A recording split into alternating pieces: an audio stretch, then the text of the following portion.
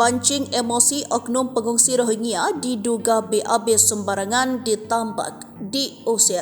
Pengungsi Rohingya asal negara Myanmar yang ditampung sementara di tepi pantai Gampong Bate, Kemukiman Kale, Kecamatan Muara Tiga, Pidi telah dievakuasi. Ternyata evakuasi 180 pengungsi Rohingya di lokasi pantai yang sama yang dipindahkan sekitar 500 meter. Sebanyak 180 pengungsi Rohingya yang ditampung sementara di Pantai Kale mendarat pada Minggu 10 Desember 2023 di Pantai Pelang Raya, Kecamatan Muara Tiga. Berdasarkan informasi yang diperoleh seramijos.com, Kamis 14 Desember, pemilik lahan mengamuk diduga Rohingya membuang BAB ke tambak, sehingga pemilik mencabut kayu yang dipasang terpal sebagai tempat berlindung terpal. Kapolres Pidi AKBP Imam Asfali SIK melalui Kapolsek Muara Tiga Ibda Effendi kepada seramijos.com Kamis 14 Desember menjelaskan pemindahan Rohingya di tepi pantai yang sama lantaran di tempat pertama ada tambak sebagai tempat mencari rezeki warga. Kata Effendi, di lokasi pemindahan Rohingya sekarang ini akses sumber air lebih mudah, sehingga nantinya akan dibangun MCK darurat atau UNHCR untuk Rohingya. Kepala Dinas Sosial Pidi Muslim kepada seramijos.com Kamis 14 Desember mengungkapkan Rohingya dipindahkan masih di pantai Kampung Bate.